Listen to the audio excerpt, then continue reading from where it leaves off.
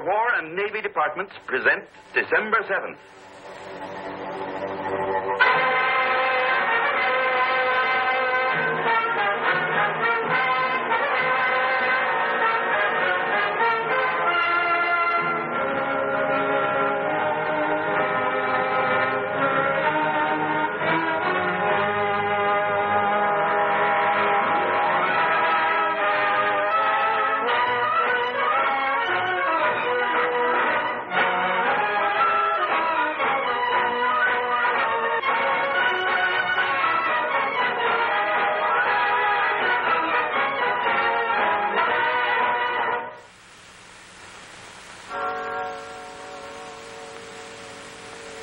Early Sunday morning on the island of Oahu.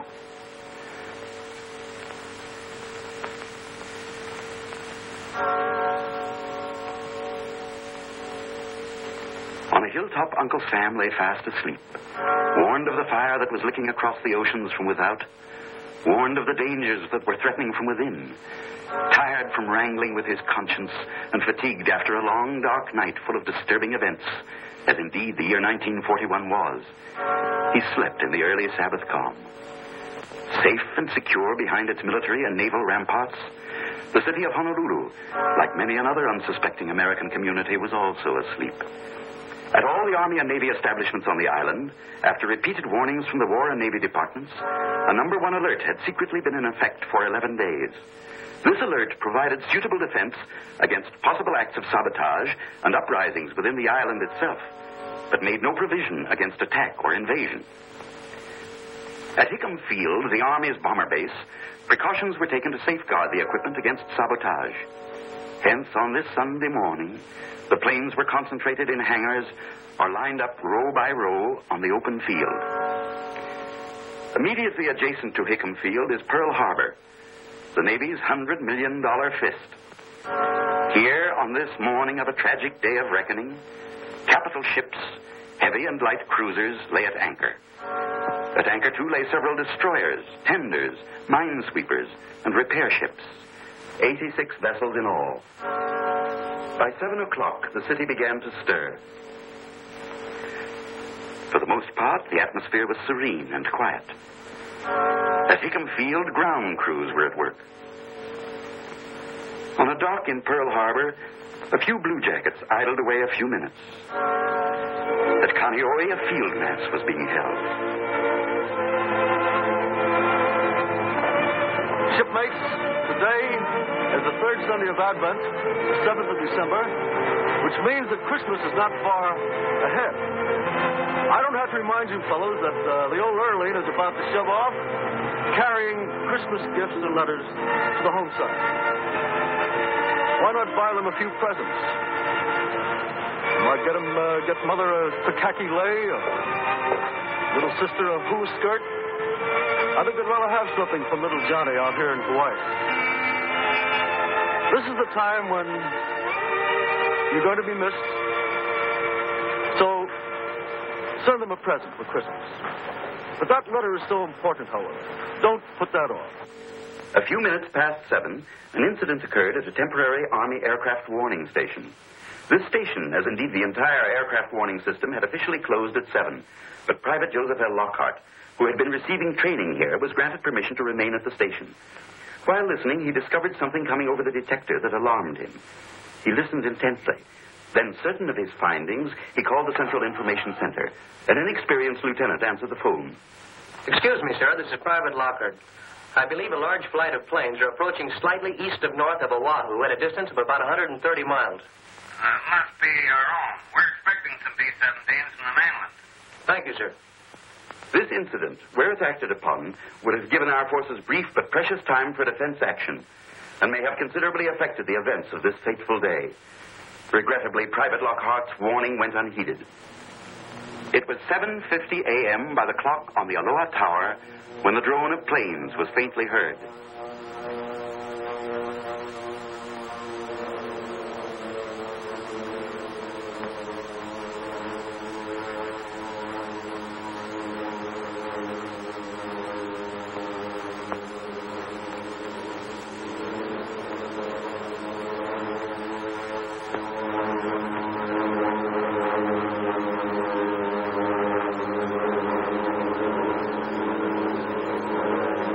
the misty Pacific skies, like tiny locusts, they swarmed in from the sea.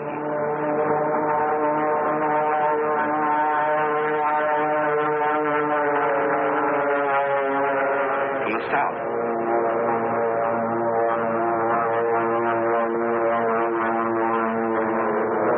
From the southeast.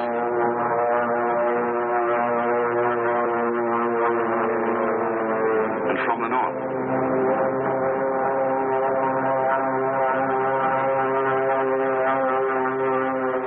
At this very moment, on a quiet Sunday afternoon in Washington, Japan's smooth-talking, grinning envoys, Nomura and Kurusu, were blandly delivering to Mr. Hull a lengthy protestation of Japan's peace intentions.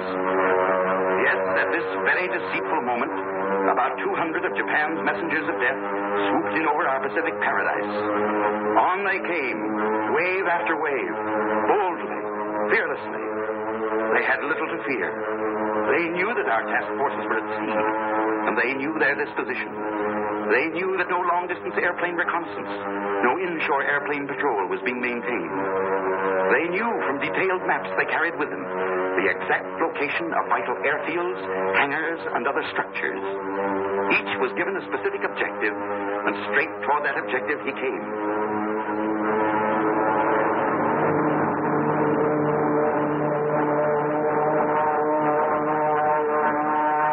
Over the Koolau Range.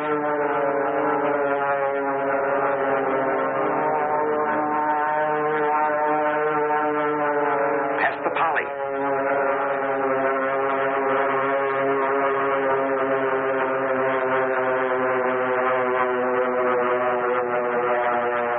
Diamond Head.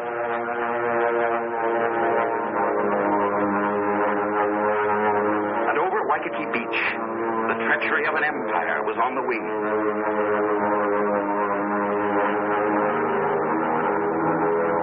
Planned for months with brilliant cunning, favored by our lack of readiness, with the sky and sea all their own, at 7:55 a.m., hell broke loose. Man-made hell, made in Japan.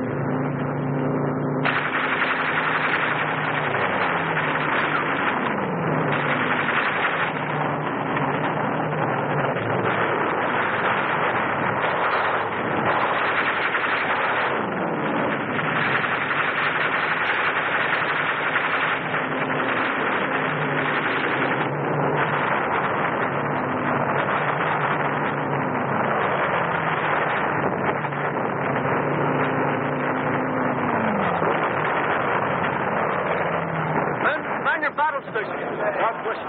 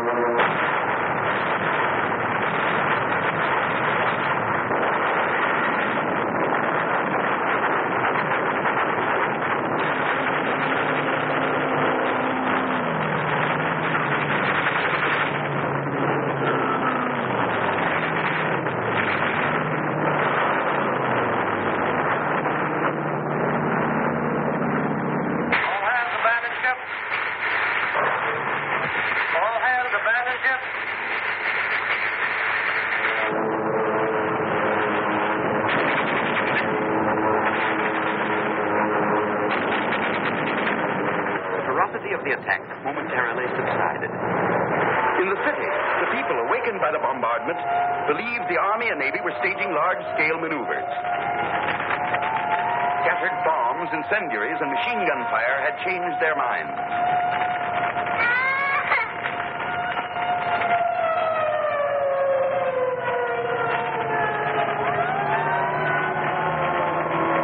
One gentleman, when interviewed by a reporter, was stubborn and refused to change his mind. I don't think it is an attack by Japan. But you must have seen the Japanese planes. No, I did not. What about the bombing and gunfire? I thought the Army and Navy were having maneuvers. Look, Mr. Kita, you know that I know that you know that this is an attack by Japan. I have nothing to say. And judging by the smoke pouring out of your chimney, there'll be nothing left to show. I have nothing to say. The second phase of the attack began.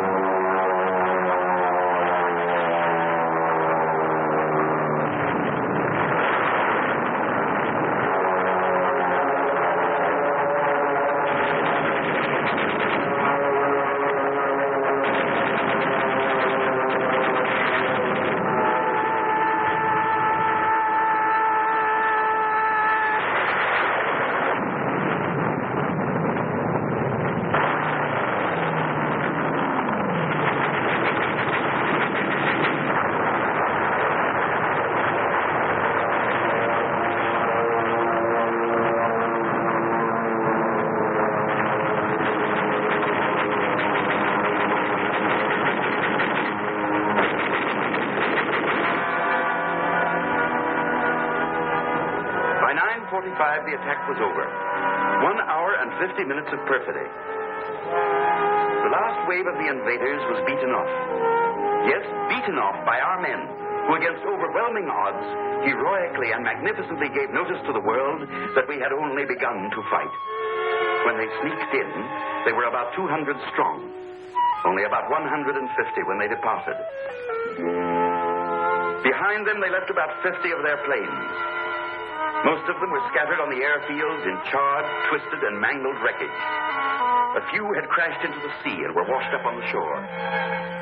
Some were shot out of the sky and plunged headlong into the harbor. Grim telltale evidence that the list of dead Japs might have been larger and the list of our casualties smaller had we been sufficiently on the alert. These two-man submarines, 3 of which were accounted for, were especially built to operate in shallow waters, such as are found in and around Pearl Harbor. This piece of underwater perfidy won't be forgotten.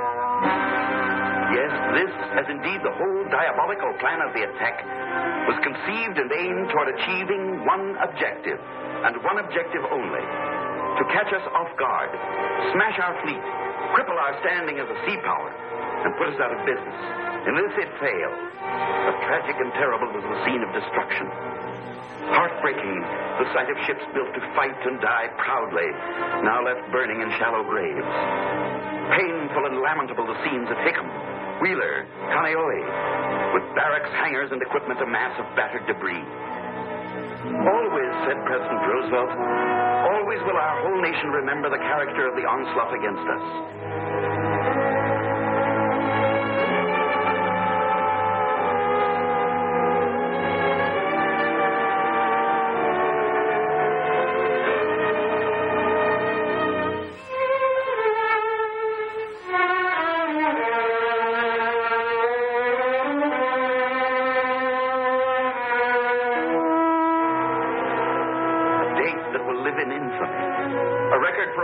To read in amazement, in sorrow, in horror and disgust.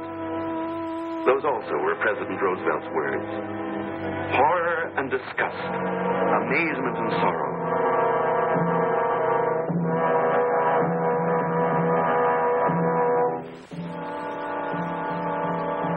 Sorrow, yes.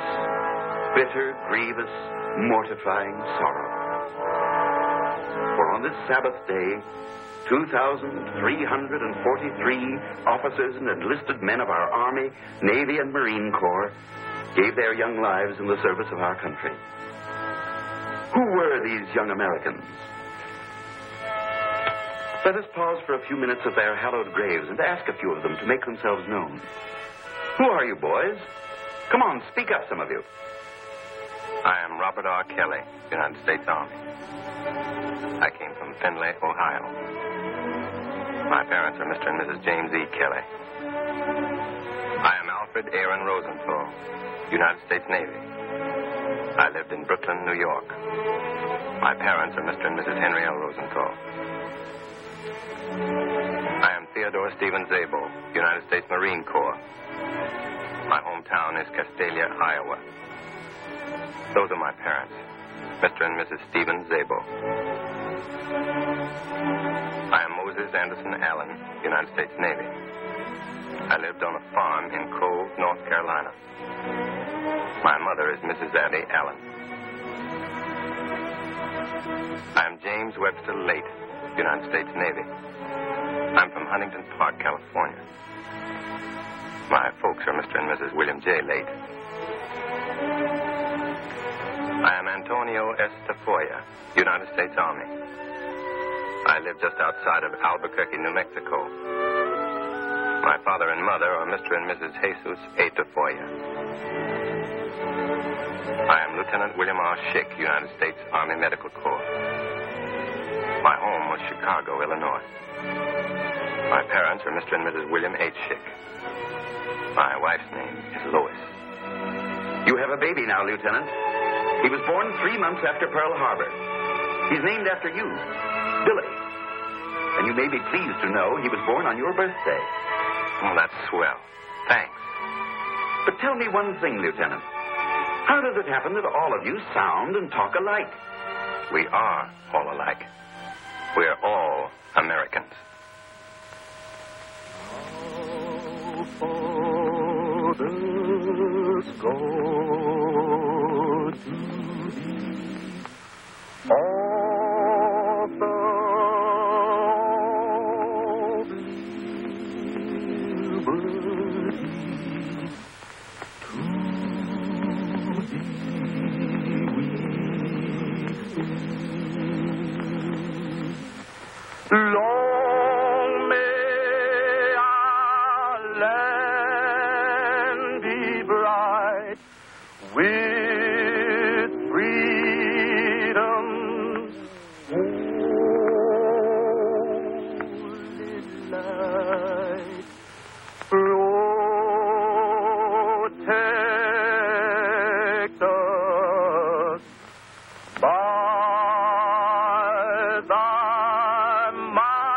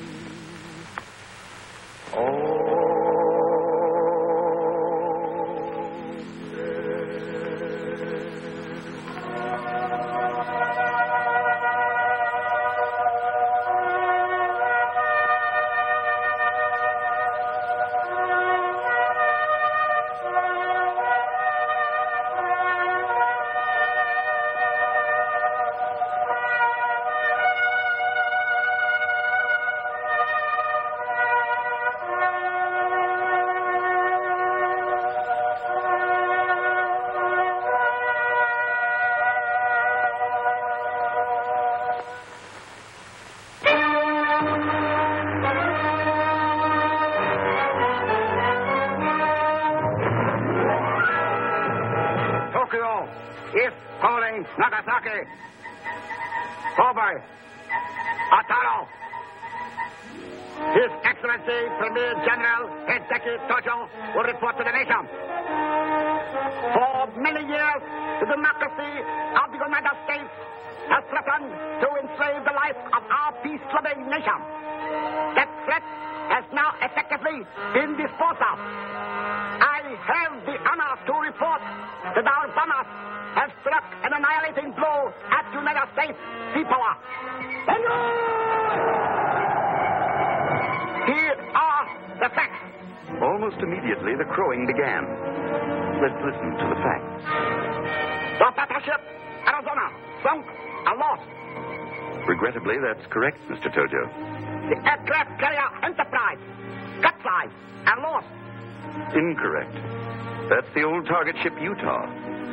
The battleship Oklahoma capsized and lost. Capsized, but not lost. Plans are underway for righting her. The battleships California, Nevada, and West Virginia permanently damaged beyond repair. Temporarily damaged. But just a minute, Mr. Tojo. Before you go any further with your facts, meet Captain H.N. Wallen of our Navy. He is the Bureau of Ships expert on salvage and repair. Together with hundreds of civilian technicians, machinists, welders, mechanics, engineers, many of whom were recruited from the mainland and working in complete harmony with Navy personnel, he began a 24-hour, around-the-clock job of salvage and repair that will stand forever as one of the great achievements in maritime history.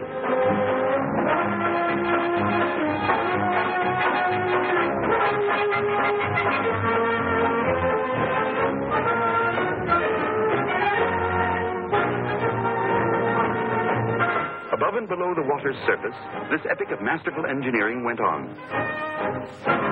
Captain Wallen has proved you a mighty tall storyteller, Mr. Tojo. He calls your facts by a rich Navy word, scuttlebutt. And from the very moment the attack was over, he set out to scuttle your kind of scuttlebutt.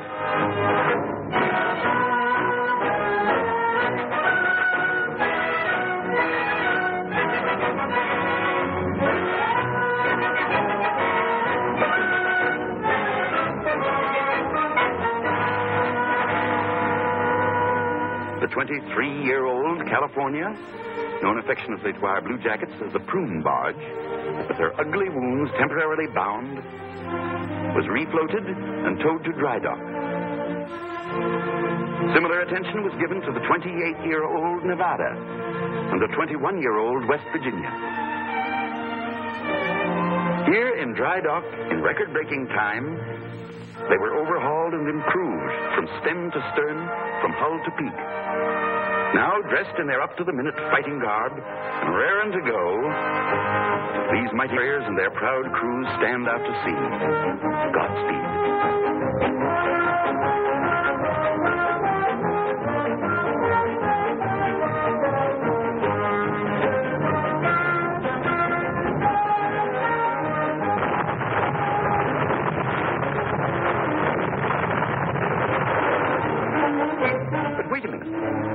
This saucy little gal, Captain Wallen. By George, it looks like the... Yes, it is. The mine layer, Oglala. A 4,000-ton surprise package. Given up and reported as lost, this former Fall River Line passenger ship was righted and refloated. Taken to dry dock, this small, dauntless craft was refitted and repaired. Now, spanking new, a symbol of the fighting spirit of our men who build and man our ships, this veteran of World War I again takes up her battle station. Godspeed, old girl.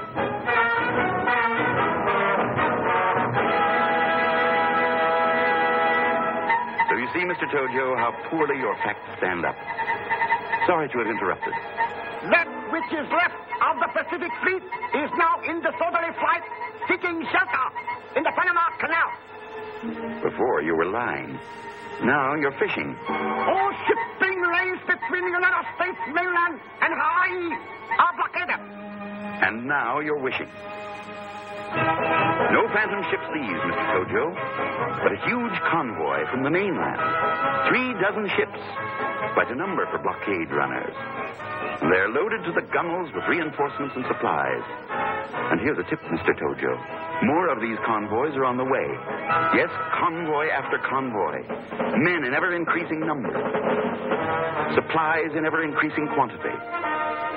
For thanks to Washington's far-sighted program, we did manage before December 7th, despite many internal difficulties and disagreements, to build up the strength of our armed forces and start our factories humming. So that today, behind a heavy curtain of military censorship, Hawaii stands the greatest military and naval fortress in the world. Yes, virtually overnight, the island scene changed. War had come to America's tropical suburb. The Axis brand of war. A stab in the back Sunday morning. The din of the last bomb had barely faded when Governor Poindexter proclaimed martial law for the civilian population. Windows were taped in order to reduce the dangers from flying glass. Vital installations were camouflaged and protected by sandbags and barbed wire. Barbed wire, mountains of it. Strung along every foot of Oahu's colorful coasts. Strung across its highways. Around its schools and its public buildings. Everywhere the earth was tunneled to provide shelter from shrapnel and strafing. Public squares, parks, and playgrounds were uprooted. Sturdy concrete shelters were built and distributed throughout the city. An efficient air raid warning system was put into operation. And for the first time in history, American school children were brought face to face with the grim reality of war.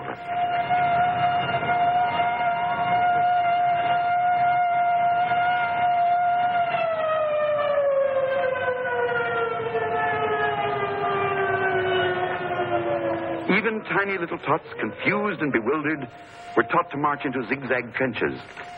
How difficult to convey to them the why or wherefore of this strange game. Still more difficult to explain the need for these monstrous-looking things. But the fathers and mothers of Hawaii did. For this war is a war of survival, a people's war. Even a little people's war. Yes, your bombs, Mr. Tojo, brought many changes. And in no small measure served to further complicate the already complex life of the Japanese in Hawaii. As though to permanently erase their relationship with the homeland, they wiped out or removed every vestige of the written Japanese word. Closed are the language schools. Empty and boarded up the Shinto temples. Gone the flag of the rising sun. This young American Japanese gave the best illustration that over Hawaii, the rising sun had begun to set.